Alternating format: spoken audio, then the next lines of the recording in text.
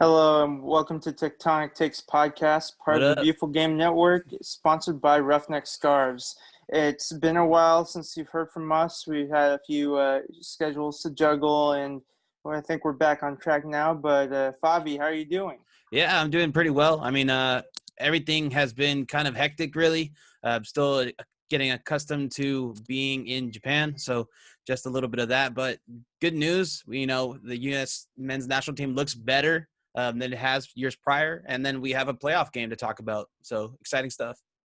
All right, and we also got Will with us today. How are you doing? Yeah, dude, what's going on, guys? I'm excited for it's been a while, like you said, and I'm just excited to get this podcast down. I mean, we got a playoff game in 2 days, so it's exciting. All right, and there's so much to talk about today, so we're going to get right into it. We'll cover a few other noteworthy events from the international break before we get into the USA games. Unfortunately, Georgia was unable to defeat North Macedonia, so it will be North Macedonia making their Euro 2024 and overall senior men's international tournament debut next summer as they qualified for Euro 2020 happening in 2021. It's really weird, but unfortunately, we won't be seeing Kasia and Vako in that tournament. Along with North Macedonia, Scotland, Slovakia, and Hungary filled the last four spots. We now have the complete field of the Euros, and it's always a fun tournament to look forward to, but a bummer that there won't be Quakes players in that tournament. Did either of you catch that game, Fabi, Will? Yeah, I didn't catch it, but unfortunately they didn't make it. I'll be honest, I didn't get to see it. But it looks like they were going through a little bit of not scoring goal drought, right? So Mm-hmm. seems Yeah. like it was inevitable that they weren't going to qualify for the Euros. Yeah, I didn't catch it either, honestly. I saw the score; it was like 1-0, and then next thing you know, it just ended to be 1-0. Right. But I was hoping that we'd get to see them just because it'd make it much more exciting to watch the Euros. I mean, I know that tournament is still already exciting in itself, but to see, I mean, there's a bunch of other teams that made it that haven't made it really before, so in a while at least. So it's at least going to be exciting for next year. Yeah, so pretty much these last four teams they're all underdogs. North Macedonia, of course, the first ever full tournament in either a Euro or a World Cup. Slovakia and Hungary kind of punched above their own weight in the 2018 Euros just to get out of their groups. And Scotland's making their first tournament appearance since 1998. So good on them. And it's going to be interesting to see how it goes. The Euro 2020 tournament is, of course, being hosted across various different countries in Europe. So that'll be interesting as opposed to just the one hosting location. Yeah, A quick mention. I Yeah, guess go Will and ahead. I can do a little better on watching international soccer. I think we're Yeah, slacking on this. I think you should, especially since you're in Japan. The time zones kind of work out. You should be a little bit better than me. But I should yeah, definitely. so So a quick mention for our Mexican listeners and also for myself because I am Mexican American. So Shameless Mexico had a plug. pretty good international break as well. They beat South Korea 3-2. It wasn't easy. They were down 1-0 before scoring three goals in a space of 5 minutes. South Korea did pull one back late, but ultimately Mexico did win 3-2. And then they had another tough game against Japan where Japan had the stronger first half, but they were unable to score the goals and then forced Guillermo Ochoa to make some big saves. And then Mexico got their goals in the second half to win 2-0. L3 was more clinical. Fabi, since you're currently living in Japan, did you manage to catch that game or were people talking about it? nope. No, I mean, so if a lot of you guys don't, if you don't know, Japan doesn't really have that big of a Mexican presence in their population. But Unlike it was other, the Mexico versus Japan game. I meant from a Japan the perspective. yeah, yeah. So I didn't see really a lot of people talking about it. So that's just kind of a thing. But there's a lot of Brazilians out here and Peruvians. So I do know about Peru's kind of games that come up and Marcos Lopez playing. But yeah, no, I didn't catch that game either. But Mexico got lucky, like they always do. I'm just going to say that. All right. And lastly, we have a pretty big scoreline that happened in the UEFA Nations League where Spain crushed Germany 6-0, the likes of which Germany are rarely ever crushed. In fact, usually a German team of sorts is doing the crushing, whether it be Germany's 7-1 win over Brazil in the World Cup 2014 or Bayern Munich spanking Barcelona 8-2. But a bit of redemption for Spanish football with this match. I believe Ferran Torres got a hat trick. Wait, did you say Fernando Torres or Ferran? Yeah, he's the new guy. Ferran Torres. Man, they got to get new names in Spain. Will, what did you think of that game? Utterly shocking result. Yeah, I mean, as being German, I'm disappointed in my comrades. I miss Bastian Schweinsteiger and all my Ozil, you know, all these wonderful German players back in the day. Just not Das there ist anymore. nicht gut, ja. The Germans is not that good, yeah. It's just terrible. I mean, 6-0 shouldn't be happening, especially for Germany, who just seem to be just off. I mean, it happened since, the World Cup. I mean, they're just not the same team, so they need to kind of figure it out. I don't think they'll do it, but I think either now, it would be a smart thing to do now, but definitely if they don't get to the semifinals at least in the next Euros, I think they finally got to cut the cord with Joachim Löw. Well, there comes Jurgen Klinsmann. Yeah. Great coach. That's like when what's his face? Was it Sam Allardyce was the interim coach of England? Like, I don't know if that's the right move, but I think Jurgen Klinsmann gets a lot of stuff, but I think we wouldn't be here if it wasn't for him. Yeah, no, of course we'll get into that, but yeah, I mean, who knows? I mean, I'm just gonna shot in the dark just because he's a relative name. So Jurgen, hopefully he gets the job. Who knows? Probably not. All right, and now finally we'll talk about the USA games that happened. So of course on Thursday, November 12th, USA ended their 9-month absence in action by playing Wales in the Liberty Stadium in Swansea. Yep. A stadium that no longer hosts a Premier League team, Swansea City. They're currently in the Championship. Oof. But they do face an interesting Wales team. They're missing some of their key stars like Gareth Bale, Aaron Ramsey, Ben Davies. Their most experienced player was Chris Gunter, who doesn't matter what team or what division he plays for in England, that he's going to be getting caps for the Wales national team until he's 40, but still. USA also played a lot of their young players. Some of them are more established, such as Weston McKennie, Tyler Adams, John Brooks, Zach Steffen, but others like Conrad De La Fuente, Yunus Musa, got to keep him. Gio Reyna were getting more involved. So it ended up being a 0-0 draw, but we heard mostly positive things in regards to the feedback for the USA performances. Will, your thoughts?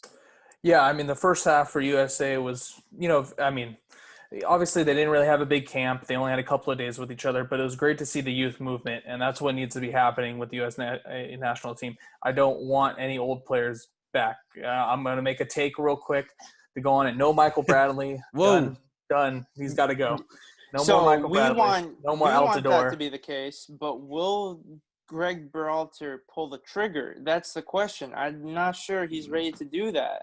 Nagby's going to be there somehow. I just like to see obviously we'll break down both games, but I mean, the first half they played very well. We saw what Dest can do. I mean, the second game they brought Cannon. I think it would be Cannon and Dest both to be in the backs. What about Yedlin? I don't know. I think they're moving on from him. Wow. I think they are going to move on from him just because Dest is going to take over. He doesn't play week in, week out for Newcastle anymore anyway. And he gets hurt all the time. But it was good to see Brooks. I mean, the big thing was seeing John Brooks back. Oh my God, he can pass the ball out of the backfield, and he's healthy. So that is a great sign for the U.S. national team. That was the big thing. But no more. I want the youth movement because these are the guys we need to see out there, and we need to see more. We need to try to get Musa. If you were watching the game, they were talking about how he has so many international ties for other teams that he could play for. So it would be great to actually lock him in as a player. But what about you guys? What'd you think? Favi?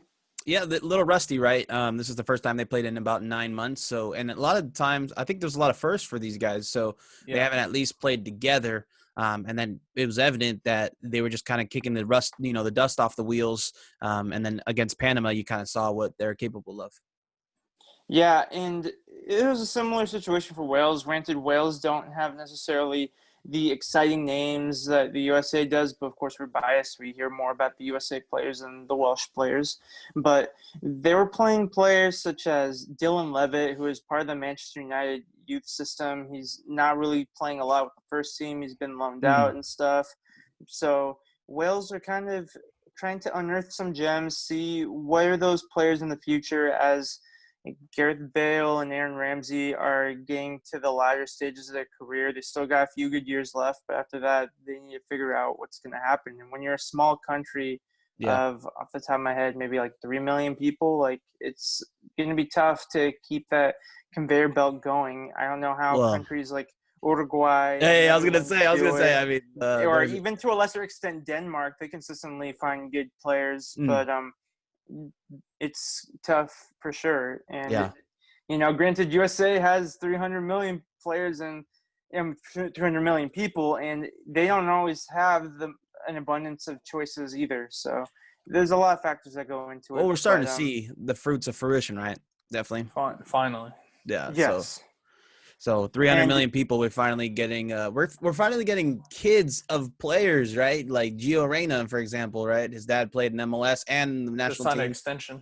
Yeah, Tim Weah, son of George Weah. Yeah, exactly. So we're starting to see the fruits of our labor. I mean, Vaco had a kid here. Maybe we see a Kajaksvili for USA someday, right? So Will did mention that it was a very young USA team, but this was kind of out of necessity. I think they decided that due to the COVID situation and current travel restrictions that they initially had an entirely European-based USA team. And that's kind of why players like Owen Otasowie, who's in the Wolves Academy, players like Nicolas Gioacchini, who's playing in the second division of France, among others, that normally they're not on the tip of the tongue of most USA fans or in the minds of the coaching staff. But when you just limit it to European-based players, that you do have to be looking far and wide for different leagues and situations and some players that might get a chance. I guess the only other name that kind of came to mind that I'm surprised hasn't two really. One's in lower leagues of England, the likes of Dwayne Holmes and Lyndon Gooch. I thought it would have been interesting to see them, but I think overall I'm pretty happy with the players that are getting opportunities, even if it kind of worked out a certain way. Hey, wait, hold up, guys. Did you guys see Christian Pulisic with the beard? Anybody see that today? Like, is it like a full-on beard? He has a full beard. Yeah, I'm getting old, man. I'm seeing this guy grow up in front of our eyes. So it's just weird. He's a full beard. He looks like, I don't know, like if he started a reggae band, right, and he was the bassist and he just had a beard. It's the weirdest thing in the world. Yeah, I mean, it's funny that you see grow up in front of our eyes. Like, we're only like a couple years older than him. No, but we've known this guy for how long already, right? We're looking at 6, 7 He was years. like 17, yeah, that's true. So it's crazy. I mean, we're starting to get into that age. I know all of us, 24, 25, where there's younger guys playing now. So it's kind of hitting all of us like, oh man, what am I doing with my life, dude? I'm like, just trying to figure it out. Oh my gosh! No, it's definitely great to see these young guys doing and performing well. Want to see more from them, right? The younger they get integrated into the USA squad, the more World Cups and more caps they're gonna have. So I mean, we can get more into the Panama game right now since that's the one they actually scored on. So I mean, if we break down the scoring there, Ivan. Yeah, sounds good. So a lot of times these international breaks, since you get two in recent breaks, sometimes even 3 games to assess the team, you have to wait until the break is over to really think, okay, how good or bad were these results?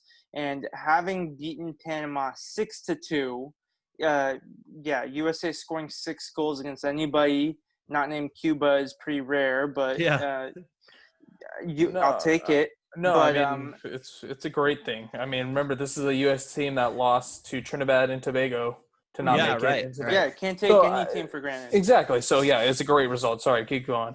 But this result isn't as good as like a regular Dos a Cero, right? I mean, Ivan, how do you feel?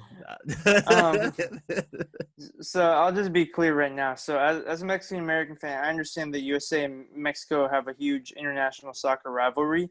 However, I do support both teams. I want both teams to do well in World Cups, and I want both teams to have the best players coming through their systems. Definitely. And if Mexico get better, that's good for the USA because it inspires Yeah. that program to want to catch up, and vice versa. When the USA is doing better than Mexico, inspires them to catch up, and then you might have a third party in Canada joining that race too, Yeah. with their players coming through.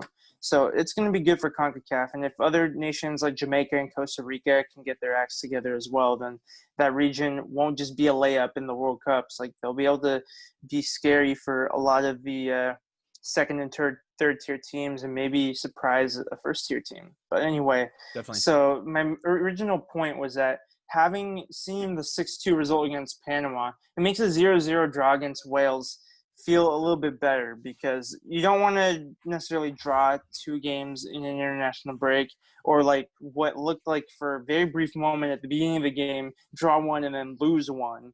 So the first goal came in the 8th minute. Jose Fajardo for Panama got it going. It was a surprise turn of events for Panama to get on the front foot, but USA responded near immediately with 3 goals in 8 minutes. Giorena direct free kick goal, and then Nicholas What a beauty. Giacchini, it cleaned up some sequence of plays for the USA to score quick 2 goals. And then USA kind of kept control for the rest of the half and went 3-1 at halftime. Then in the 65th minute, USA won a penalty. Giacchini's hat-trick opportunity was dashed as Mosquera saved his penalties. So what do you guys think of that decision to give Giacchini the chance for the penalty? I think I don't have a problem with it. It's a friendly, right? He's on 2 goals. You gotta let him have a hat trick. It would have been a wonderful memory if he was able to achieve it. But all's well that ends well, right? You know. Yeah. It's a friendly, right? Yeah. Yeah, if this was like a World Cup qualifier, like obviously you'd want a more experienced player to take it. Yeah, Josie better it be taking it. Someone else. No more Josie, man. It's done. Hey, a little Altidore? Come on. Let him spend some time with Sloane Stephens in the international breaks. So anyway, Fajardo, once again, he got himself a brace too. He made it 3-2, and it looked a little nervy there for a little bit, until USA was able to respond with Carlsbad zone. Sebastian Soto, he got 2 goals near the end of the game, sandwiching a Sebastian Leggett goal. So he doesn't play. It was a Sebastian hat trick. So the thing about Leggett, it was initially an all-European roster, but because Joshua Sargent's club, Werder Bremen, denied him access to be with the USA team during this break due to the COVID protocols, like Bundesliga teams, they had the option to release players or not. They decided to call in Sebastian Leggett because his team wouldn't be in the playoffs, so no harm, no foul. Hey, I was like, they were probably like, hey, man, we need like the prettiest MLS player to come on the international squad to give us a little more swagger, And they went with the boy. They went with Sebastian Leggett, San Francisco native. Mr. Becky G. Mr. Becky G. That is right. They needed some random. They picked one. All right. Sebastian Leggett, in FIFA always has the potential to be like a 90. So, I mean, maybe they saw that and they're like, okay, let's give him some national team caps, Oh, my God. Some of the players that came off the bench, the likes of Johnny Cardoso, who's playing in Brazil, I guess he was also like – it was an international-based roster to include him from Brazil too. Richard Ledesma and Timothy Weah, who's not getting a lot of game time for Lille, got a chance, as well as Chris Richards, who's on the big boy Bayern team. He's not in Bayern Munich 2 right now. He's on the Bayern Munich roster. Him and Alphonso Davies, it could be a potential North American half-a-back line for the future. So that's a cool sign there. Yeah. When you look at this Panama team, though, they're all over the place. You have players from Tampa Bay Rowdies in the USL Championship. You have players playing in countries such as Israel, Costa Rica, Turkish second division. You have one player from a club called Slima Wanderers in Malta. It shows that this is a really weird Panama team. They're kind of moving on from the likes of where's Godoy? Jaime Pinedo and Blas Perez. So Alberto Quintero, who is a former Quake, he formed the Panamaniacs with Anibal Godoy. He withdrew from this international roster. Former Quakes player as well, Harold Cummings, currently with Union Española in Chile. He remained on the bench. He did dress well, and while Godoy was called up, but he wasn't even on the bench for this game.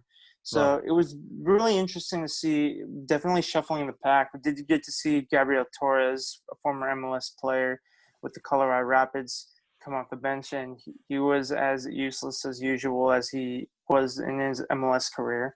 But, it's a win against Panama. It's one of those teams where, like, with all due respect, like, you do want to win because there's going to be an uproar if they don't. But they won very convincingly, and it was a great performance. I mean, looking at where all these players play, can you believe the MLS had a lot of these guys, these type of guys in their league about 5 to 6 years ago? So it just speaks the type of, I guess, maybe the quality of MLS, how it's changed dramatically, or maybe this Panama squad isn't as strong as the Panama squad that qualified for the World Cup and went ultimately to the World Cup. I think it was 8 years ago, right? Or the last two World Cups. Yeah, so Panama did qualify for the 2018 World Cup. That was their first ever World Cup. In 2010, it was just Honduras from Central America. In 2014, both Honduras and Costa Rica made it because Mexico fell into that fourth spot. So they had to go into the intercontinental playoffs, and they took down New Zealand to qualify for the World Cup. A place where Mexico should never be in, right? They should never be in that scenario. And USA should qualify every time. So I'm not just hating on Mexico's national team right now, but CONCACAF as a whole, we should have powerhouses. And we're starting to see that, right? Mexico's playing great with Raul Jimenez, Chucky Lozano, right? Doing some good work. And then with the USA, Weston McKennie making that Italian signal already, playing 3 months for Juventus. But this US team has some swagger to it, and it's nice to see a lot of crosses for goals. So that was, maybe they found out that was Panama's weakness from the sides. But a little bit, I got a little flashbacks to the Dom Kinnear days, but they worked, right? They made all the goals off the crosses basically, and it was good. All right. Well, any final thoughts? Yeah, I mean, all USA fans should be hoping that Gus sticks to the youth movement. I mean, these guys need to get more development, more caps, and 2022 will be fun, but 2026 will be a true testament what this team can really be. I mean, so once we are hosting the World Cup, these guys are going to be in their primes, and they should be ready to go.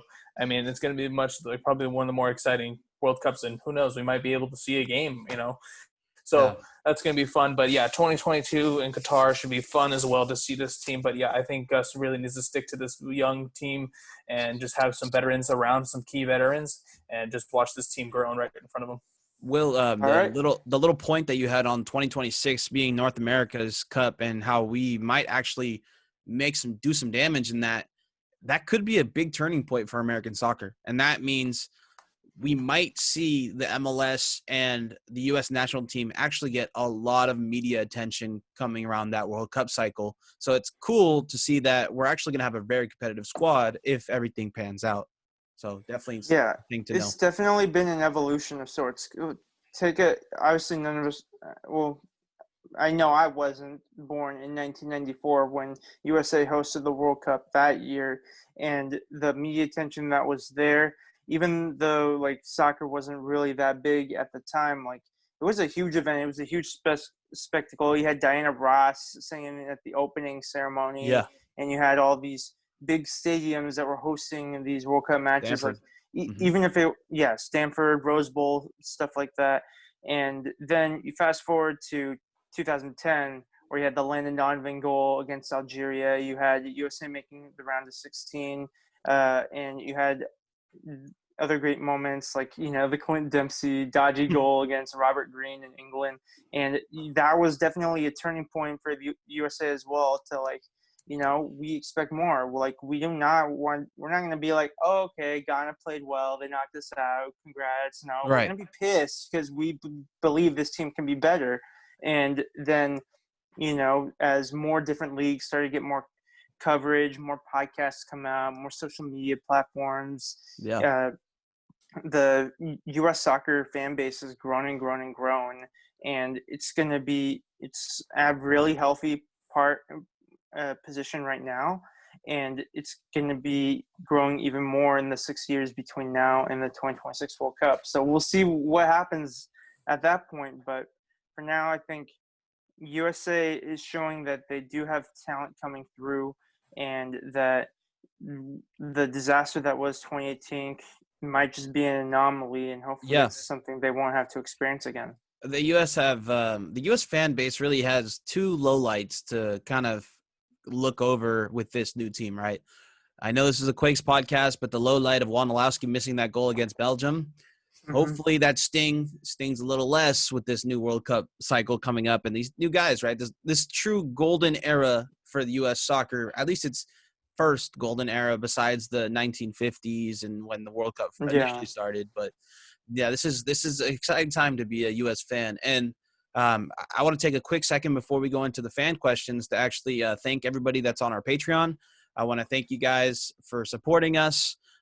We are truly appreciative of all your guys' support and all your input too of our podcast, and we greatly appreciate that, as well as the Beautiful Game Network and Roughneck Scarves, as well as Icarus FC. We want to thank all you guys for continually going ahead and supporting us. Thank you.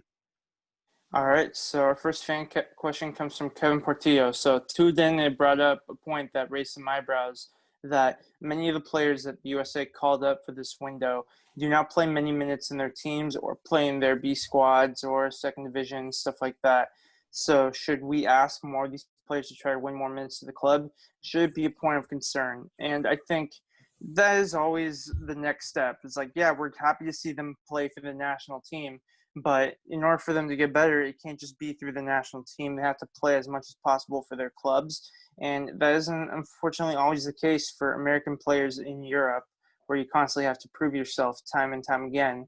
And Yeah, you have especially if you're less American. less of a leash than if you're someone like Mason Mount. Oh, that's okay. You can try again. It's all good. But if Christian Pulisic has one bad game, then he's dropped for him, or Callum Hudson-Odoi. So it's really tough.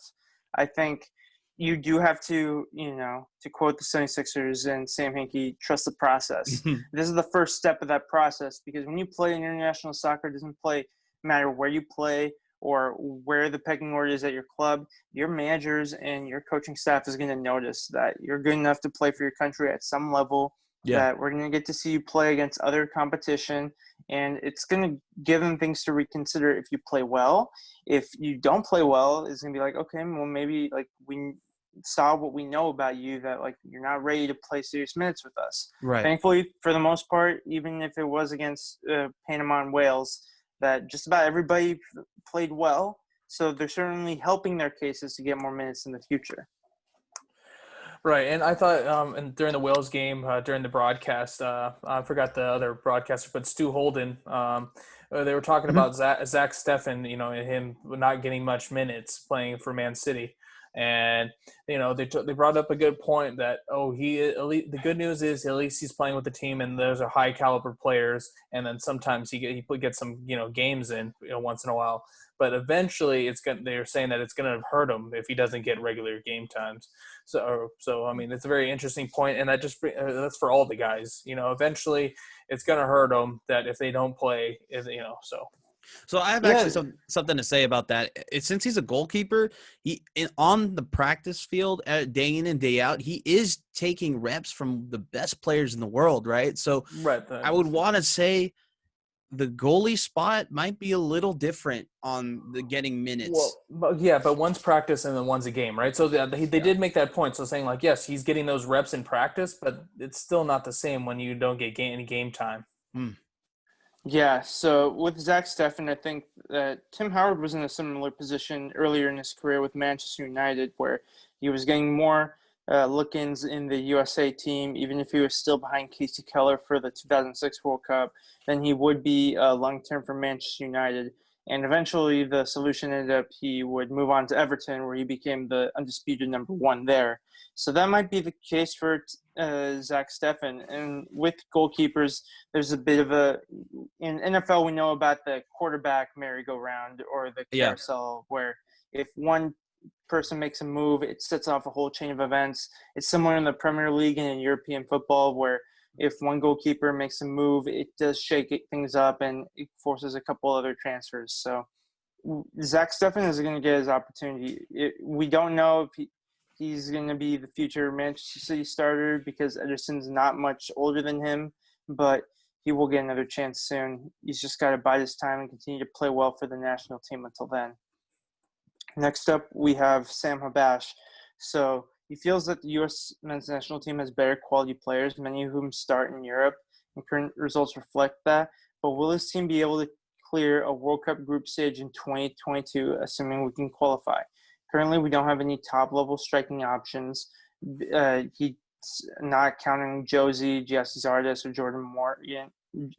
Jordan Morris, unless he tries Reyna as the false nine. And when he mentioned the false nine, it did make me question the use of Sebastian Leggett in that role against Wales. But do you think that the game against Panama, it showed some potential answers to the striker problem?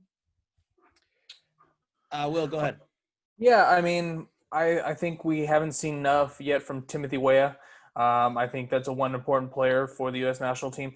He's been bouncing around with injuries a lot. So we did get to see a little flashes of him, but if he gets some more reps, I expect him to do well. We didn't get to see like a player like another young player, Josh Sargent. He's another hopeful striker, and we're just hoping these guys don't turn into like Bobby Woods. You know, these guys that we expect good things from for the national team, and they kind of just don't pan out because, I mean, eventually, like I said, Josie's time is dwindling to an end. I mean, yes, we like to see Morris, but yeah, I mean, these young guys really need to step it up in the striker position, definitely. But definitely seeing Gio Reyna definitely helps out for that, at least depending on what Berhalter is really going to do. Yeah, if I had to choose between Reyna and Leggett to be a false nine, I would rather Reyna, but Reyna is better off in a winger or a attacking midfielder position.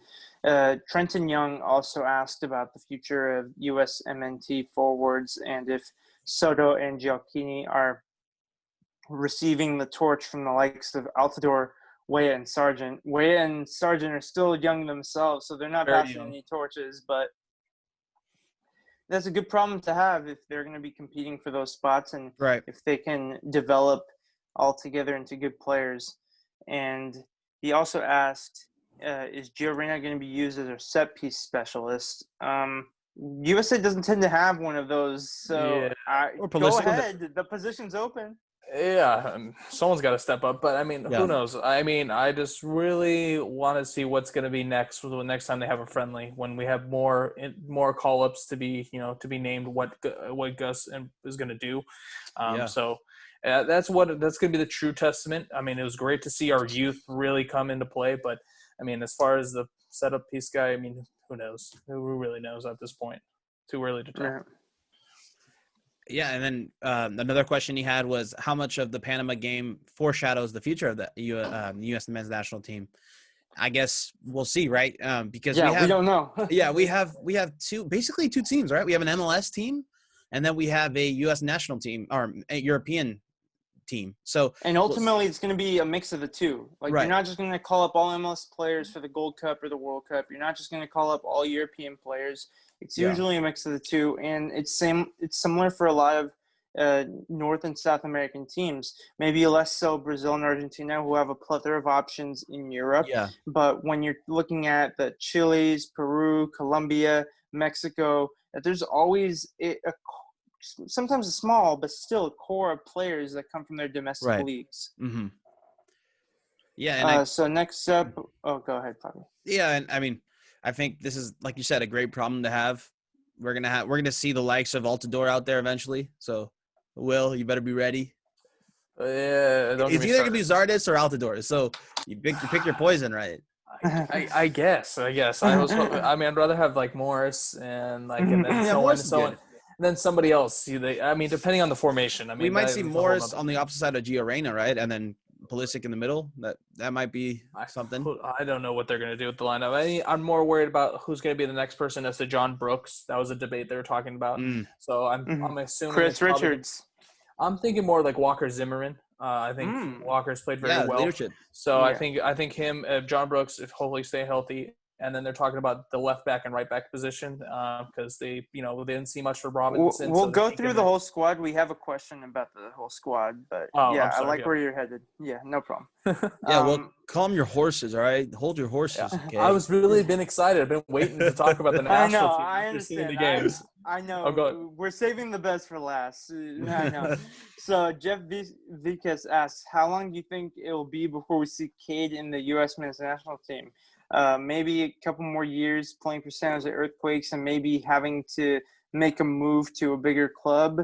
I think Cade Cowell is certainly a talented player, but I think right now we don't know when the next call-ups are going to be. If there's going to be a game in January, then Cowell might get a chance because that's usually an MLS January camp. But right now there's so many names, whether it be European based or MLS based, that are being juggled right now. I think, but Cowell has plenty of time ahead of him.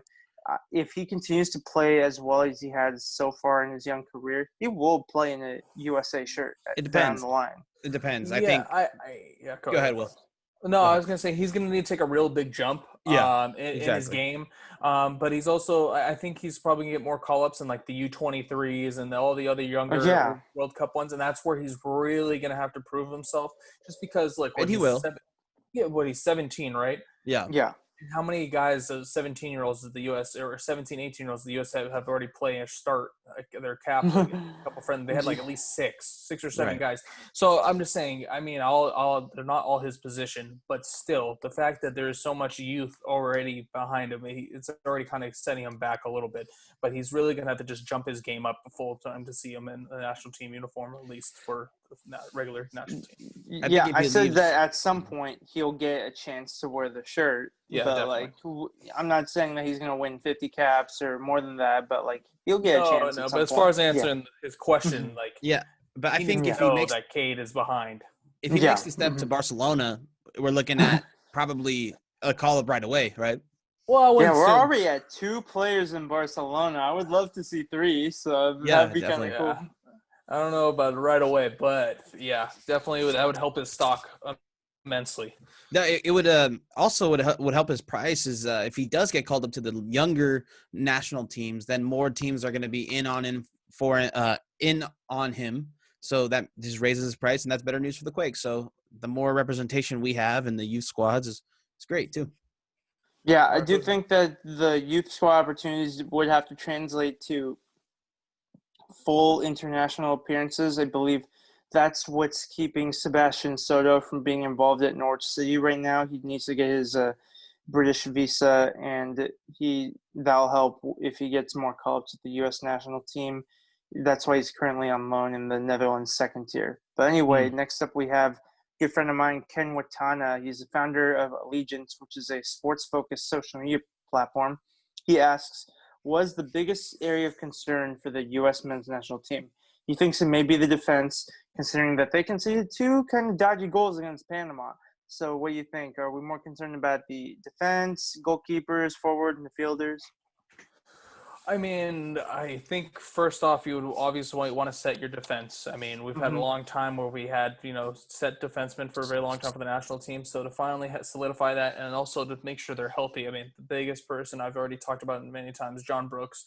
We saw how great he was, at least passing the ball out of the backfield. To have him healthy is just tremendous, great leadership. I mean, there's a big questions on who's going to be his next person next to him on the center back position and where they're going to decide to play Dest. And so they're debating on playing him left back and have Cannon as the starting right back as well. Because they don't feel like they have a solidified left back position. I would say the biggest question mark is the forward, the easy. I mean, that's the biggest question mark. That's true. You got it, but I feel like we can find scoring from other places. Because, I mean, you've seen how Adams was playing and how McKinney was playing.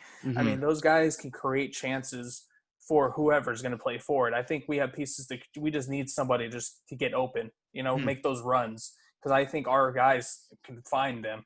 I mean, we saw Dest just look beautiful on the outside and crossing balls in. Yeah. So I think the scoring will come much more easy than we think.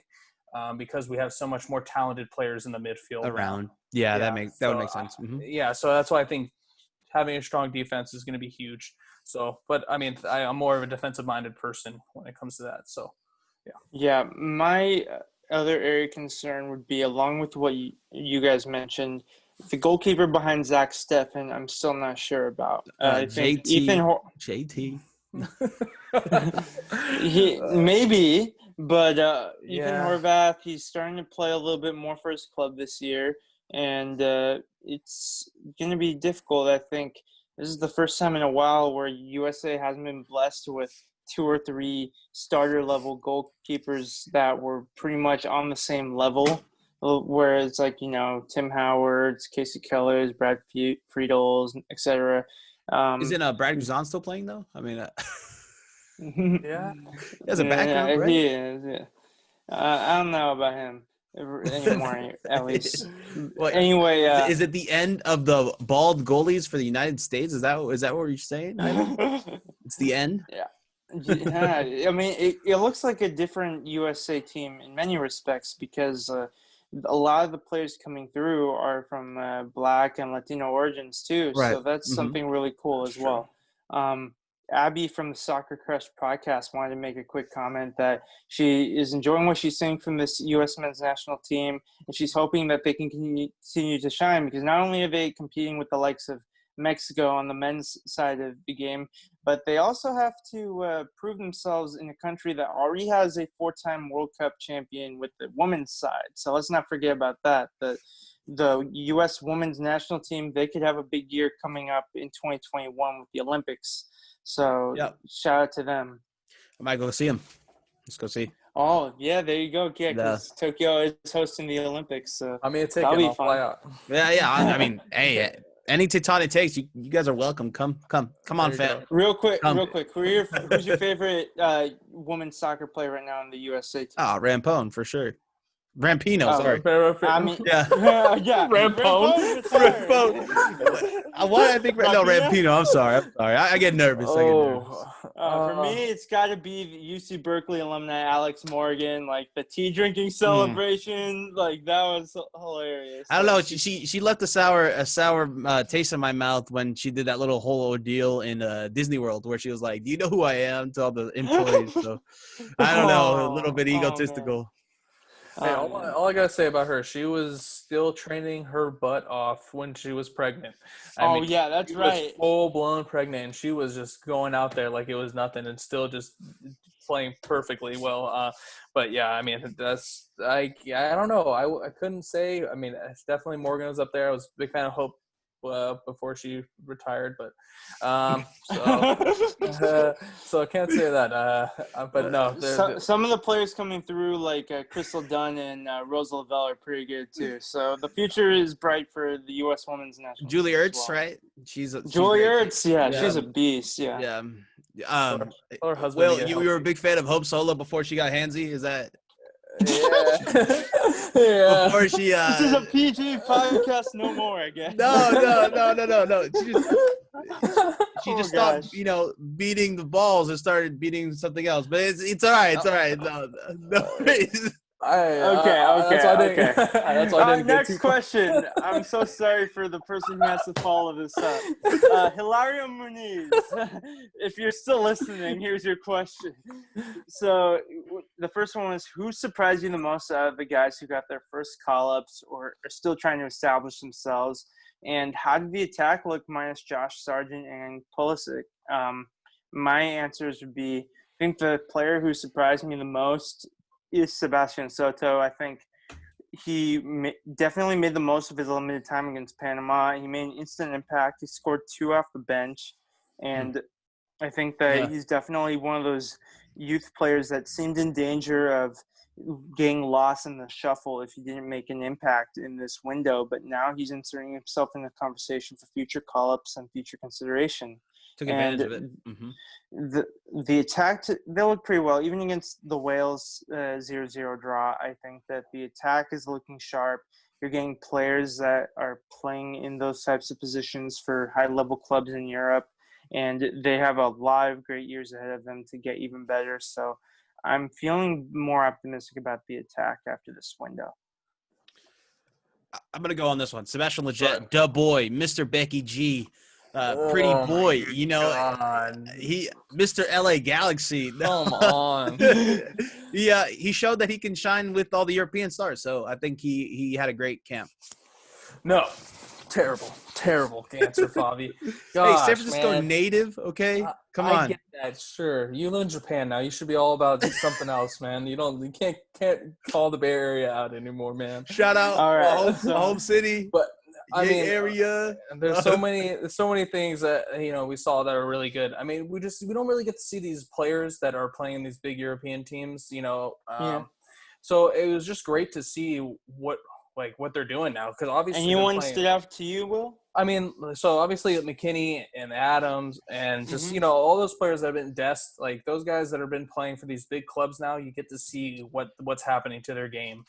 So You seemed hype about Musa too. yeah, I mean, I didn't want to get too in depth about it, but yeah, Musa's another very young guy, and we saw that Mhm. Berhalter as the U.S. national team sees there's value in him, and to start him, I think for both games, it was a big deal because they want to solidify him because he can play for Italy, Ghana, and England. So he can play for those three big teams. So to lock him up to play for the national team, I assume if he's gonna stay, he's probably gonna have to start. So Right.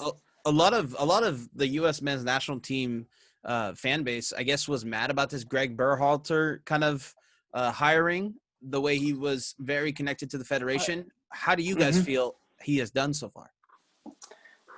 Well, I think he took a big step, but it's too soon to tell. Just because of how COVID restrictions are. But I like what the lineup he put out. I like what the youth players that he wants. I mean, that he put out for those two games. But it's too soon to tell because we'll see what he does once everyone can get called up. I think that'll be the big testament. But prior to that, I was kind of a little shaky on what he was doing. So I think there's just been a lot of time since then. Yeah. So we'll see what really happens once there's a full roster come up. What about you guys? I'd say right now I'd give him a B- because he's doing above average. He's doing what he needs to do, but he's also kind of doing the bare minimum. And I think right now we're at the point where regardless of who he calls up, the USA is winning games or getting good results because of the talent they have on the field, not necessarily because of his coaching decisions. But I give him credit where he's doing. I think personality-wise, he's a good fit for this team, and that he is a decent guy to lead a particularly young roster into making that next evolution as a team. We'll see what kind of decisions he makes in competitive games when the game is on the line, because that's the determining factor to me whether or not you're a good coach. Yeah, so for me right now, I think the biggest deal is going to be if he lands Musa, right? That's going to be a test of the tail. Just because I'm going to be honest, we're not winning World Cups right now. There's no way we can truly rate a coach on his performance when the next World Cup is in 2 years. Cut out for a second. Oh, yeah, you're the next back. World Cup's in 2 years, or we are just not really doing anything. Right. But if we get a guy like Musa, and he did do his due diligence by starting in both games, like Will said, to try to allure him from other big national teams like Ghana, Italy, and England, if we land that, then I think he's doing a great job. Yeah, I think just the last thought on this, because I know we got a lot more stuff to cover. I think it's just Berhalter just has to make sure he brings the right guys around him. So, I mean, he has to make sure that these veterans, who he deems as veterans, can really kind of sway him to want to play with them. So, obviously, the McKinneys, the Adams, still the young guys that are there, but we're really going to need to persuade, Musa to play instead of trying to go and try to make his name with the other national teams. And we might see Jurgen Klinsmann around camps too, because maybe Jonathan Klinsmann gets called up as a backup. Our last segment in the fan section of our podcast for the international games. So we got questions from Nathan Reynolds and Drew Hubbards about who would make a World Cup qualifier 23-man squad or a competitive 23-man squad. And Phil Leyva from Quakes 90 also asked, which MLS players should make the squad? So this is a bit of an abbreviated answer. We were originally going to plan with all three of us. We would write our squads beforehand, and then we would see the similarities and differences and comment on that. But this is a squad that I came up with. I separated them into position groups, and then just very briefly-ish, but you can still provide a reaction of sorts. You can tell me what you feel about if this is the type of group that you'd want to see on a competitive squad. So we're starting with the goalkeepers. I have Zach Steffen, Ethan Horvath, and I put Bill Hamid / Matt Turner. I'm giving Matt Turner the nod since he's in the playoffs this year as the third keeper. What do you guys think? JT, where's JT, baby? Come on. We'll see. I mean, as far as the third keeper, I mean, JT could make him real running for the third keeper. But as far as that, I think the starting two, yeah, there's no question. At least. Hey guys, are we Quakes homers or what? Come on, dude. Let's see some JT, some Jonathan. He hasn't Klinsmann. started a full season yet. Like, we gotta wait till JT is gonna start the whole 2021 season for the Quakes, and then that'll be his opportunity to put himself in the window. I mean, we'll see how his playoffs go too. I mean, for all you guys that aren't watching on YouTube right now, my whole demeanor just came down because Ivan just shut me down. All right, so you guys, if you guys want to hop on the JT train, you can always come to my camp. We're gonna be there. All right. All right. So, and for Phil, if you're counting, so far we have one MLS player on the roster. For the fullbacks, I picked Serginho Dest, Reggie Cannon, Anthony Robinson, and DeAndre Yedlin. How's that sound? What?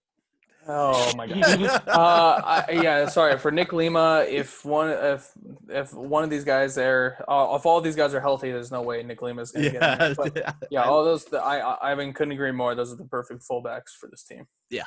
All right. So we're still at the one MLS player. For the center backs, John Brooks, Matt Miazga, Chris Richards, and Walker Zimmerman. So we have our second MLS player called up. Honorable mentions to Aaron Long and Mark McKenzie. So are you happy with those four center backs? Yeah, I mean, I don't have any disagreements about those ones. I didn't know if Favi had anything to say other than, oh yeah, we need to see, I don't know, some. I thought you were gonna say Tanner Beeson, dude. I didn't. Get out of here. Mean, you're so high on Tanner Beeson. I thought you were gonna say him. Hey, not to start for the U.S. national team yet. If he's yet too old. He's too old anyway. No, that was great. Great center backs. I mean, I don't have any obligations. Okay, and then for the center mids, this is where it gets tricky. Obviously, we have Weston McKennie and Tyler Adams. They're locked in. I feel like Greg Berhalter would probably call up Michael Bradley, unfortunately. But if not him, my honorable mentions would be Christian Roldan and Jackson Ewell. So if it were up to us, we know who we would pick, Jackson Ewell, right? But does that seem like a good center mid selection there, at least? We got a separate section for more attacking midfielders. Yeah, Roldan and Jackson Ewell, probably the highest upsides of the MLS center mid. So definitely guys that can go and play in Europe if they wanted to. So I think that's a good pairing or a good group we have there. Right. So you can only select three of these because you do have there's a player in the attacking mid selection who can be a fourth center back. Not center back, center midfielder if needed, more defensive role. But it all adds up to 23 players. Will? Yeah, sorry, I just wanted to cut you off. But, I mean, I'm really just thinking we're at a point where Michael Bradley is either going to just have to play. If he's going to get called up, he's going to have to sit the bench. You know, I think it's a time where we're done with the Michael Bradley era. Or maybe center back? Yeah. No, he's not. He wasn't that good. No, why would he play? He never played center back. Yeah, he did. He played a couple games. For Toronto. Games. But Toronto, was that when Toronto had like 8 injuries? Like, yeah, exactly. All right. Yeah. So, hey, you can pull a flow. Come on. Wingers / attacking midfielders. I selected 5 players for this group. I put Christian Pulisic, Giovanni Reyna, Yunus Musa, Conrad De La Fuente, and Brendan Aronson, with an honorable mention to Paxton Pamacale. So technically this would be the 4th MLS player called up with Aronson, although he is going to Salzburg in January. So what do you guys think of this group? I like it. Very young. I can't complain about it. Those are the future of this team, national team, Yeah. All right. And lastly, I selected 4 forwards / strikers. So this is where it was also really tough for me to choose. Four of the following players. So Josh Sargent, Sebastian Soto, Nicholas Gioacchini, Timothy Weah, and Daryl Dyke. And then you could also add Iowa Canola to the mix if he chooses to represent the USA. So of those 6 players, if Akinola does choose USA, 4 would be in the World Cup squad. Do you guys have a preference? I don't think Akinola sign or goes with USA, to be honest. You think he goes to Canada or Nigeria? Yeah. I think he goes to Canada. Yeah, probably Canada. Just I feel like he'll get the more reps there. Yeah, right. I And they're just pretty think, good. yeah, and I just think it's too much other players. I mean, I know we've been talking about concerns, but I feel like just for him, it just too many other players in his way. All right. I don't think Giacchini makes it. I think it's going to be either your regular Josie Altidore or just Zardes, right? I mean, in a perfect world, we would love to see Gioacchini. I think I'm saying it wrong. Gioacchini, I believe it is. Gioacchini in the squad, but I mean, this is Greg Berhalter, right? It's I mean, an Italian name, so I probably should have been saying it like Joe Acchini, like Giovanni, but whatever. Yeah, I'm sorry to any Italian listeners. Gioacchini. Okay. Can we just call him Gnocchi? Can we call him Nicholas Gnocchi? Jokey, yeah. Anyway, another honorable mention would have been Jesus Ferreira. But anyway, I hope that paints a picture for what you guys think that we'd like to see in our 23-man squad for the You USA. didn't say Sebastian Lletget. What? Okay. As you can tell, these guys are done with me for today. All right, they're done. Yeah, we got some MLS awards to get to now. So congratulations to Walker Zimmerman, MLS Defender of the Year, Jim Curtin, the Siggy Schmidt Coach of the Year, and Bradley Wright Phillips Comeback of the Year. All deserving winners, in my opinion. Yeah, Bradley Wright Phillips. I honestly for Bradley Wright Phillips, I just felt like I didn't really know that he was having such a great year, to be quite honest. I mean, obviously I'm not trying to hate on the man. I'm just being quite honest. I just didn't know that he was doing that well to be the comeback player of the year. Yeah. I mean, Diamande retired at the beginning of the season for LAFC, so Bradley Wright Phillips kind of stepped in and took that role, and he thrived. I mean, he had all the service in the world. He had all the space in the world. Wando's probably just licking his chops looking at LAFC, thinking that maybe he can pat those goals by hopping onto that team too and stopping Bradley Wright Phillips from starting again. No, but Bradley Wright Phillips actually got a lot of goals this year. He got, I think, closer to eight or nine, and he actually closed the gap on Chris Wondolowski's all-time goal scoring list. So I think it's deserved. I mean, he had a great season compared to his last season, right? I mean, yeah.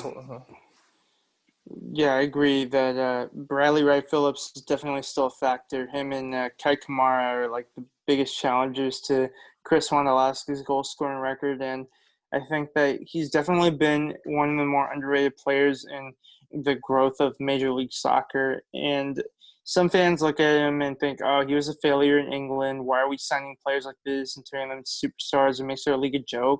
But no, that's just how it works. Like some players – they don't do well in certain countries or certain leagues, and then they do better in others.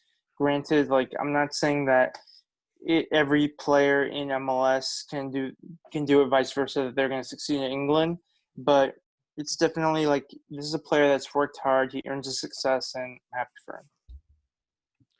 Yeah, definitely. And we have a few more awards yet to be decided. The Humanitarian of the Year between Ebobisse, Kay, and Morrow. The Newcomer of the Year between Beric, Pulido, and Zelarayan. The Goalkeeper of the Year between Blake, Eloy Room, and Matt Turner. Should be Andre Blake, but we'll see. And the yet-to-be-decided Landon Donovan MVP, where Andre Blake, Nicholas Ladero, Jordan Morris, Alejandro Pozuelo, and Diego Rossi. I think the presence of Andre Blake in the MVP race, it kind of spoils the outcome for the Goalkeeper of the Year. I'm sorry, Turner and Room, you guys have no chance. Will, do you think any of these last ones, the last awards to be decided, anything sticks out to you? Anybody you know for sure is going to win? Obviously, I really do think Blake was probably decided winner for sure. The goalkeeper of the year. Ivan made a great point about that. The rest, honestly, I don't know. I feel like there's a lot of bias in these awards sometimes, but I don't know. I don't know. There's not one Quake on that. No, I'm just kidding. I'm gonna be a Favi and just start saying, Be a Just be the biggest homer. Come oh on. yeah, Man. where's Sebastian Legit? Huh? You want to. No, but honestly, for the Where's awards. Breck Shea? Like, that's the real question. Oh yeah. For me, I just care about the last award, and that's who's going to win the MLS Cup. Yeah, so I'm hoping it's the Quakes. So, well, we do have one last award before that. We have the MLS Best Team of the Season presented by the Home Depot, where you have Mark McKenzie, Walker Zimmerman, Andre Blake, Jonathan Mensah. So Blake being the goalkeeper, and then Mackenzie Zimmerman and Mensah being the defenders. And then the whole slew of midfielders / forwards of Diego Chara, Nicolas Ladero, Alejandro Pozuelo, Brendan Aronson, Diego Rossi, Raul Ruiz-Diaz, and Jordan Morris filling out this lineup. So you got 3 players from Seattle, 3 players from Union, and 1 player each from Portland, LAFC, Nashville, Toronto, and Columbus. What do you guys think? Any complaints with this best 11? This one hurts. Definitely Utzon could have been there instead of Chara, but that one hurts, The Casemiro of Cupertino was robbed. Yeah, he was. If we didn't have those 7-1, 6-1 losses in the middle of the season, he could have been there. I think legitimately, out of anybody, I would think is Espinoza. I talked about it right before the podcast. Right. I just think what he does and brings to the team, and he had almost 10 assists and a couple of goals. I feel like he would have the best case to be on this team if we're going to really actually fight for somebody for the Quakes. So, but obviously there's a lot of other good players in this league, but yeah, I think Espinoza probably would be the closest one to make it. I think a take from this, I personally think there shouldn't be more than 2 players per team. I think Seattle getting 3 and Philadelphia getting 3 is like, okay, yeah, we get it, but maybe we can see which 2 were the best out of the 3. So just a little thing for me. Right. So that concludes the MLS awards segment. That's something that we'll definitely update on in the next podcast once more of the awards are given out. Yeah, definitely. And lastly on the agenda, we have a MLS game to preview. Let's go. One that Quakes are excited about, the Jimmy Conrad Derby in Children's Mercy Park on November 22nd at 1 p.m. Pacific, 3 p.m. Central, because those are the only time zones that matter for these 2 teams. Sporting Kansas City, the 1st seed, takes on San Jose Earthquakes, the 8th seed. Wait, quick look at the injury report. What time is that? What time is that Japan time? I don't know off the top of my head. Okay. Yeah, it's going to be early in the morning for you, Favi, man. you're the Japan expert. Yeah, right. I think that's like 4 a.m. So Sleep is for the weak. Yeah, right. Yeah. Let me see. I'm gonna go knock on some bars. And be like, hey, you guys showing the game? Like, and they're gonna be like, what game? And I'll be like, what do you mean, what game? The biggest game. It's the game. Japan needs to know. All right, who the Earthquakes are? Los terremotos. Okay, come on, guys. Super Bowl. All right, so the injury reports. So the Quakes just have a couple players on it. Danny Houston, of course, is still out with a thigh injury, and Carlos Fierro is questionable with a similar injury as well. And Sporting Kansas City have 2 big misses out for the season, Felipe Gutierrez and Graham Zusi. Alan Pulido was also confirmed today that he will not play in this game, so that's a big miss as well. Yeah, huge. With the statuses of Gadi Kinda and Wilson Harris, with Gadi Kinda being, of course, the more consequential player, still up in the air. If they're short both Alan Pulido and Gadi Kinda, their offense takes a huge hit. So that's something to keep an eye on. Yeah, Jesse Fioranelli was playing 4D chess, man. He knew Alan Pulido was going to be out when the Quakes play him in the playoffs. So I hiked up that price so they couldn't use the money on other players, and then just had that vision, man. So definitely Jesse Fioranelli gets a win in my book for that.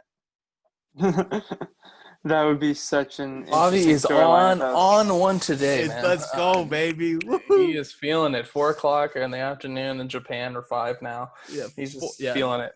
I am. So one thing to keep in mind is you can't really sleep on either team. If you're a Sporting Kansas City fan, I think you can't look past the San Jose Quakes and think they'll be an easy out because they're not an ordinary 8 seed. They're not just going to roll over and die, most likely. You don't know what you're going to get from this team, so you just have to be ruthless and score when you can. And I think that's the mentality some teams have had this season, and that they were able to get some big ones against the Earthquakes because Quakes do have that ability to cause problems if you keep them in games.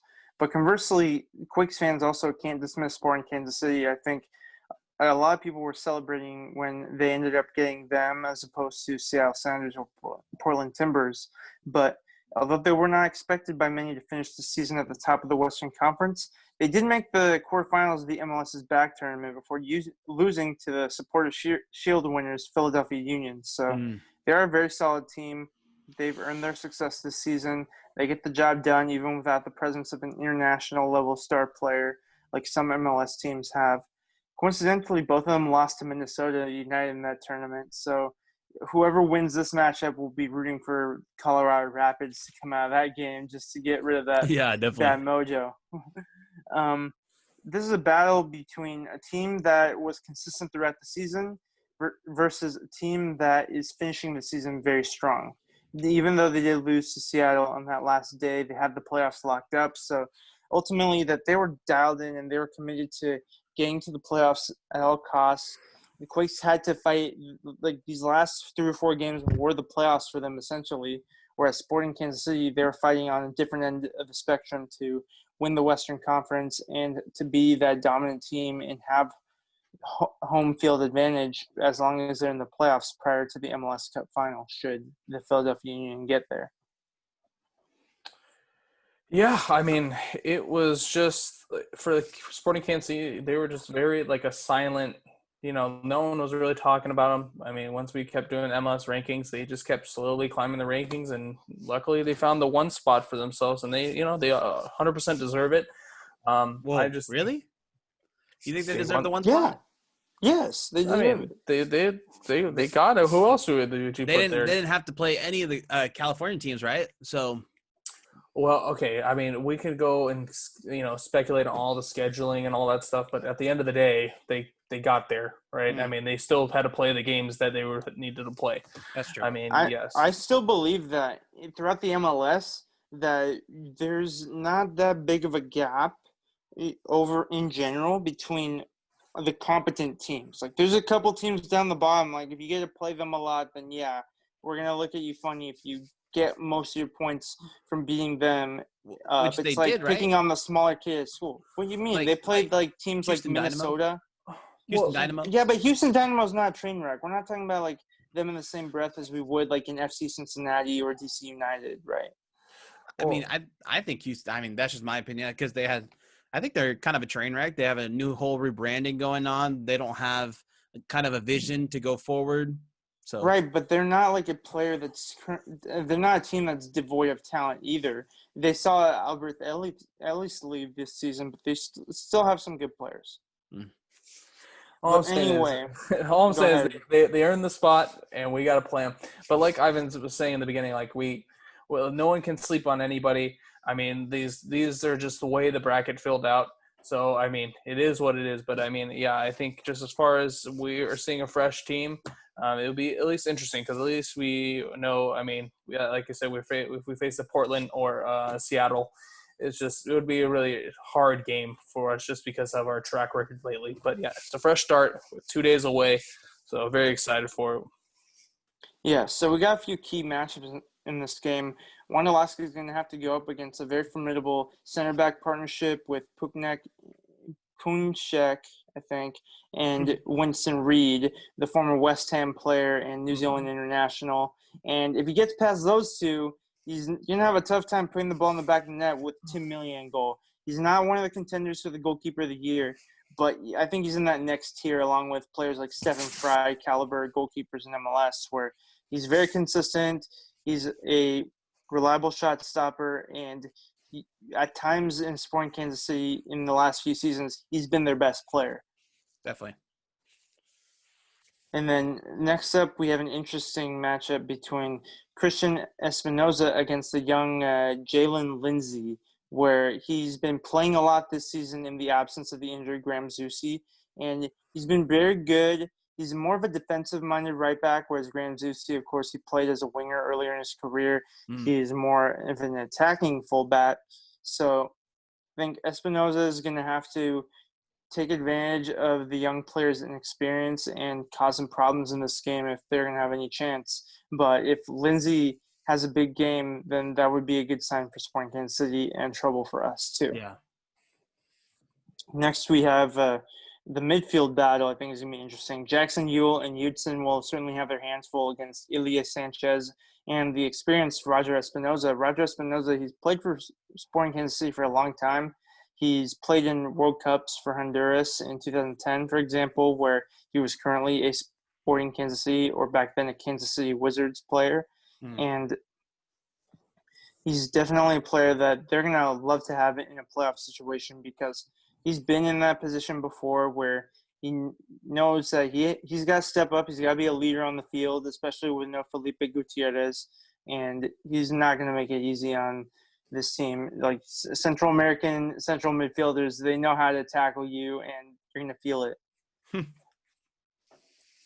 And they've got a lot of pacey and dangerous wingers that they can throw at you. They have players like Gadi Kinda, if he's healthy. The Ethiopian-born Israeli, he's had a very good season. Johnny Russell, he's a Scottish international. And Gerson Fernandez as well. Against the Quakes defense, where they play that high-energy man-marking system, the room for error is going to be very small against those types of attacking threats. And JT Marcinkowski is going to have to make a couple big saves, I think, if the Quakes are to win it. Yeah, I mean, I think JT is going to have to step up, I mean, this whole playoff run. And just, I think a big important thing is just what Matthias is going to do as coaching as far as, players coming off the bench. I know we'll probably mention off the players that would come off the bench. But yeah, I think just how Matthias is really going to manage this game to really, they've been posting a lot about never say die. And Matthias Right. they've been posting about a lot of stuff on Quake social media about, pretty much their mindset going into this kind of game, or at least Matthias's mindset and what he's been implementing on the team. So it's a huge game for the Quakes, and just especially for Matthias Almeida. Yeah, and Right. the young players off the bench, the matchup we're looking at is Cade Cowell versus Gianluca Busio. And then the super subs, Shea Salinas versus Kiri Shelton. But we might Kyrie. actually see him. Kyrie, We like might Kyrie Irving. actually see him start because Alan Polito's out. So, but he's usually I a think super Kyrie sub. Shelton will start. I think he's the most Jamaican, likely starter. Kyrie Shelton, is he Jamaican? Let me check. English. He might be English. Being a different. Yeah, you may be thinking of Giles Barnes. He was the Jamaican. Yeah, the I swear, I thought there was a Jamaican Kyrie Shelton. Shelton is American. Oh man, I'm so off. We're all off too. He's from here, not across the pond. Yeah. It's no worries. It's been a day. And I was thinking of Luton Shelton, the Jamaican. Luton Shelton, right? Sorry. Yeah. Sorry. You're right. I remember the last name and the Jamaican international, but I couldn't remember the first name. And lastly, one matchup that is also very intriguing. Matias Almeida, an established international success and is riding this wave of momentum with the Earthquakes, versus Peter Vermees, an established MLS success. He's won almost every trophy that Sporting Kansas City have won in their history as a player or manager. I think you can't talk about MLS history without talking about Peter Vermees. He's been an influential figure, and he is a respected man in Kansas City. Missouri half, Kansas half, I don't care. He's not going to pay for a drink for the rest of his life in either half of that city, at least in the soccer bars. But I think it's going to be a tough matchup. I think Vermees doesn't get out-coached all too often. I think he knows his players well, and he knows the identity of Sporting Kansas City. They're not going to be a razzle-dazzle team like LAFC or Atlanta United when they're in full force. Yeah. But they're going to be tough on the counter. They're going to be pacey down the wings. They're going to cause problems for you defensively from the midfield level and then the defensive line, that they're an all-around good team with not very many weaknesses. But don't forget, who do we have? We have Matias Almeida. If you're just watching this, Favi brought his Matias Almeida bobblehead into view dramatically.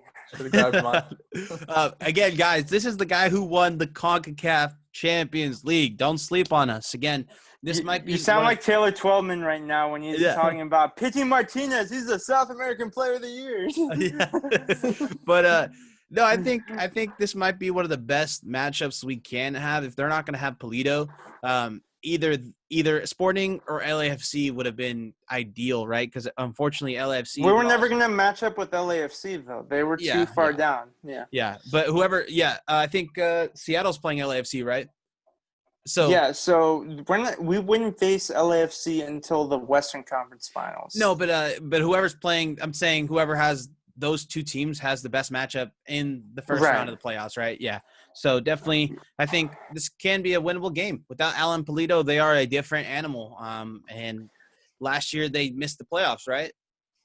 The last knockout fixture between these two occurred in the 2017 U.S. Open Cup, where it was the semifinals. Quakes had a pretty good run in the Open Cup that year. Sporting Kansas City won 5-4 on penalties. Vako Kazashvili and Francois Falter made their debuts, who have had very divergent careers in the Quakes uniform. Seems like a long time it was ago. A goalkeeper showdown between Tim Melia and, you won't believe it, but Andrew Tarbell. Tim Melia complimented him prior to the shootout, but said, "Hey, you did a good job, but I got to take it over from here. Sorry about that."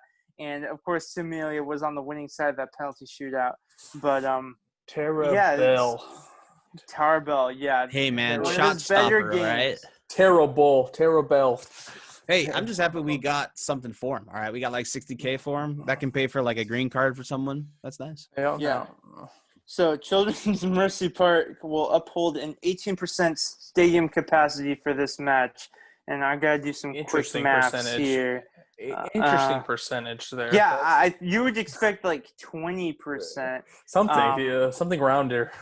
So their capacity is a weird number too. 18,467 times 2. So let's 19% see. for COVID-19. So exactly if you multiply 18,467, which is their listed capacity, by 0.2 to get to 20%. Wait, I gotta do by 0.18. Sorry. Ivan, the mathematician on this right here. We distracted you with numbers. So the exact answer is 3,324.06. I'm not sure where the 0.06 will factor into the attendance. Half a person. If that's like a hot dog cart or something. Someone. But someone that's pregnant, just like a month in. Yeah, probably. That's a person and a half, though. Yeah. No, that 0.06 is not a half. That would be 0.5. Yeah, that's what it was. 0.1. So 1 month to 9 months. But anyway, roughly like 1 night. I took one math class in college. Leave me alone. So about 3,000 people are going to be in the stadium. I imagine like 90% of them, if not more, are going to be Sporting Kansas City fans, because I don't imagine too many people from San Jose flying out for this one. But that would be awesome. I wish. Yeah, maybe next year, right? We'll see. Yeah, I guess that transitions into our fan questions. Yeah, thanks, guys. We do have one more. So we have one more point. News. So, as far as my knowledge, the status of Vako, Kashia, and Lopez's availability is up in the air. But it looks like Vako and Kashia might be available. I heard they are available via tweet. All three of them? Somebody. Yes. Yeah, so Quakes After 90 talked about this, and great podcast, guys. Go check it out if you haven't. They said that they'll all be available, according to this Sam tweet, that they were all on charter planes so that they could be available. Yeah, okay. Sam, I can't say his last name. Sam Stejskal. The Lodge for the MLS. Yes, said from a Quakes spokesperson, the Quakes expect all their 3 returning internationals to be playing. And I think the biggest one, honestly, in my opinion, is obviously Marcos Lopez. I mean, if we were going to pick out of the 3, who would you guys pick as the most important one to be back? I think Marcos Lopez is, in my opinion, is the more important one. Yeah, I agree. I think a close second will be Vaco. Maybe Vaco comes off the bench, creates a spark. Right. I think we have some options in center back and winger a bit more than we do have at left back, where it would force Nick Lima to go to the left, which is not his preferred side, and then Tommy Thompson to go against the right, which against fast wingers is going to be tough for him. But not a lot of MLS teams can say they have a DP on the bench. So Vaco coming off the bench and creating a spark, or let's say we're down on goal, could actually be a very good advantage. I mean, we can bring in a guy that's prone to just scoring goals and being very on the ball and not passing. So maybe that's what we need. Well, go ahead.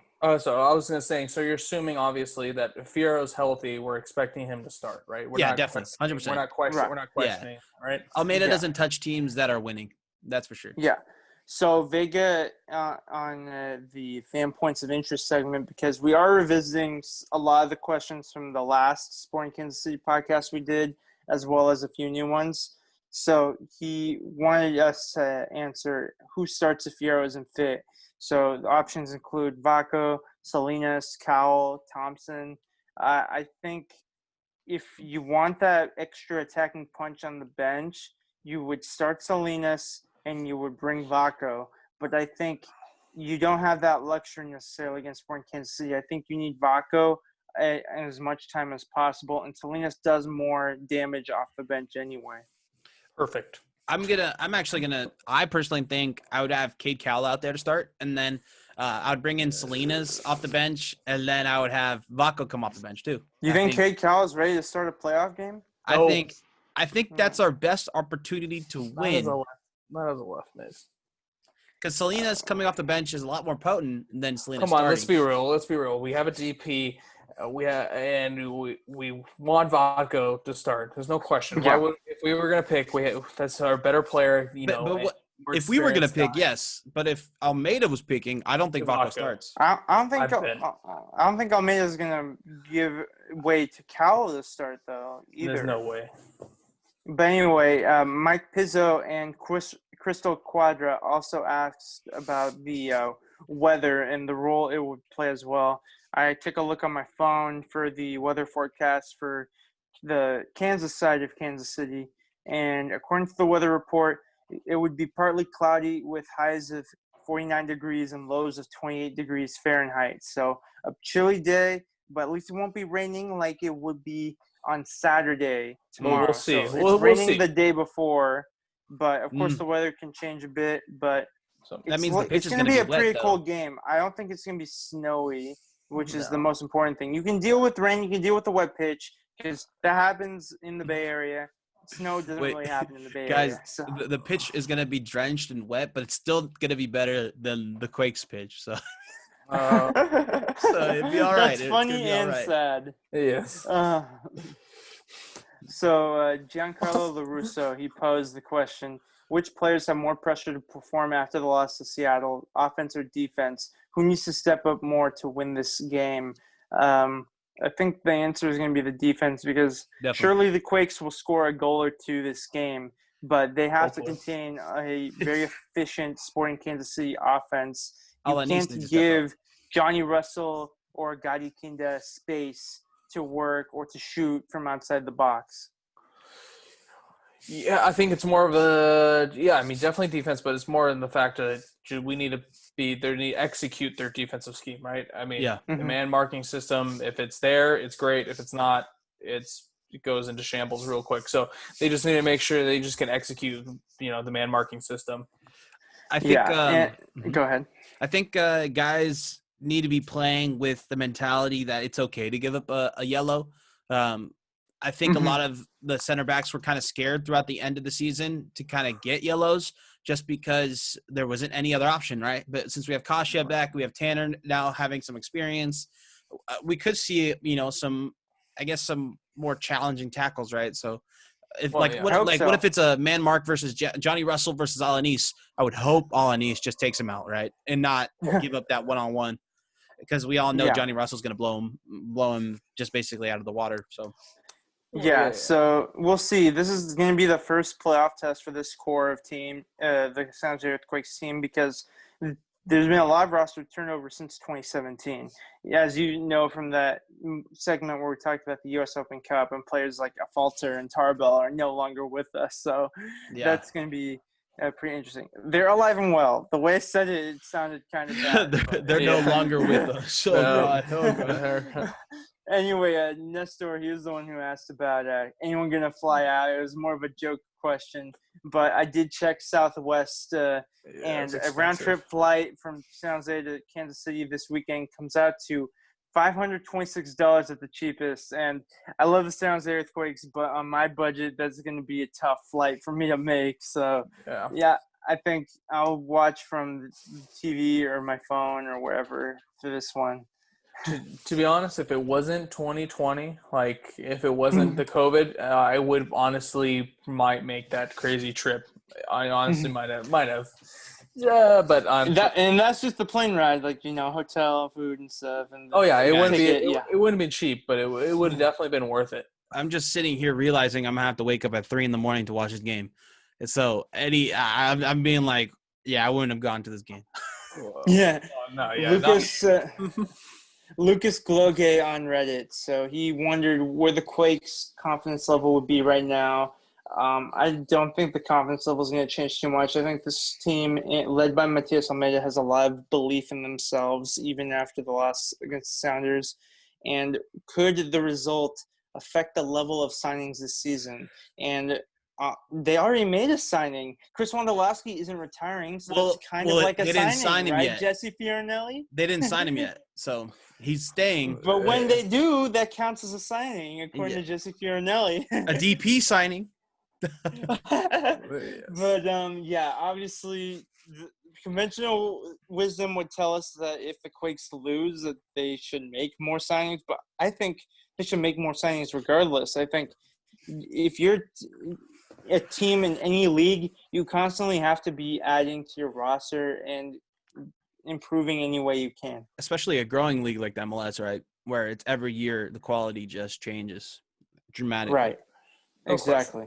Just sign somebody for once. You know how like in FIFA, if you don't use your transfer budget, you lose it next year. So I hope they're just getting 2 transfer budgets for the season to have one big one, right? That'd be really cool. Yep. So Omar on Twitter asked, do you guys think Alanis having played with Pulido in Mexico will be a factor in whether the Quakes defense can stop Pulido, or whether Sporting Kansas City will have better chances than most think? So this is kind of a question that we can't really answer because Pulido will not be playing. But if he were, I think you definitely want Alanis to mark him on set pieces. That's where the advantage plays dividends, because in training camp, you play a lot of set pieces. That's something you practice several times during any training session. So that's something that I would hope that Alanis would be able to use against a familiar opponent. Unfortunately, he won't get that opportunity. And we do wish Pulido a healthy recovery. Yeah, well, basically, Almeida coached Pulido, so even if it wasn't just Alanis, we had someone that coached him, so knows his weaknesses for sure. Well, yeah.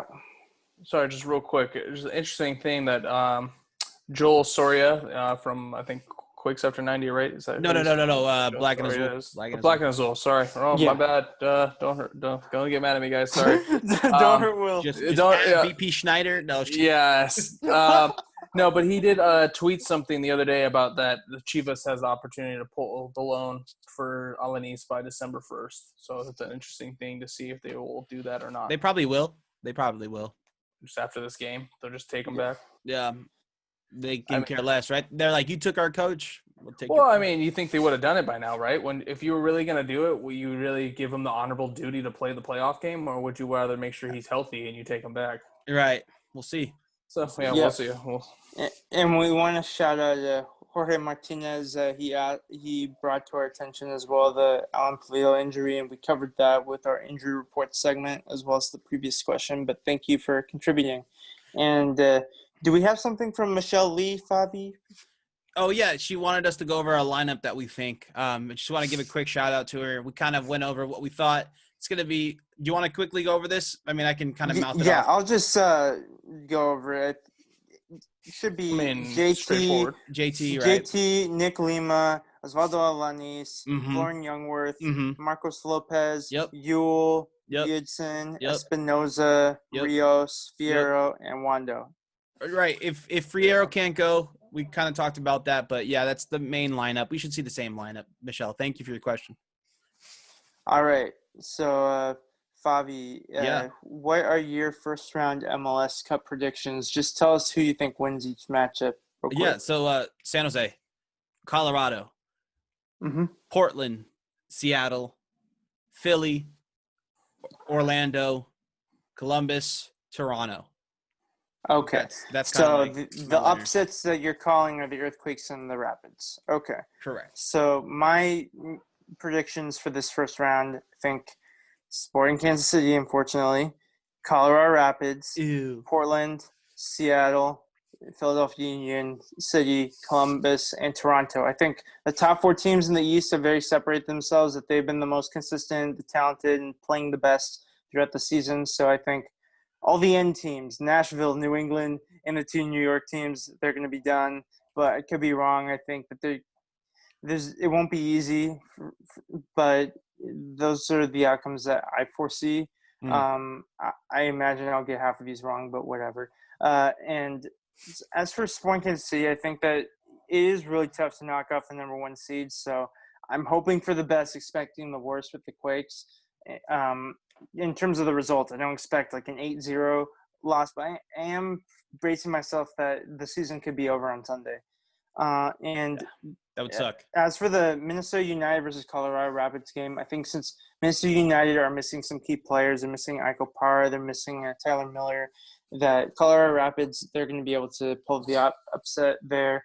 And I think the Cascadia teams, Portland Timbers and Seattle Sounders, that they are very well built for the playoffs and that they're going to at least make it to the next round. And I hope they both win, because that means they play each other in the conference semifinals, and those playoff games are always wild. So I'm looking forward to that. The rivalry. Will, you want to go over your picks real quick? Yeah. So I did pick the Quakes. I think honestly they have a very good chance to win this game. If they played if they played a Portland or Seattle, I would definitely be more questioning it. I do think Minnesota, might pull off a close win against Colorado. You did mention the injuries, but I hope they don't. I don't really want to play Colorado if the Quakes do advance.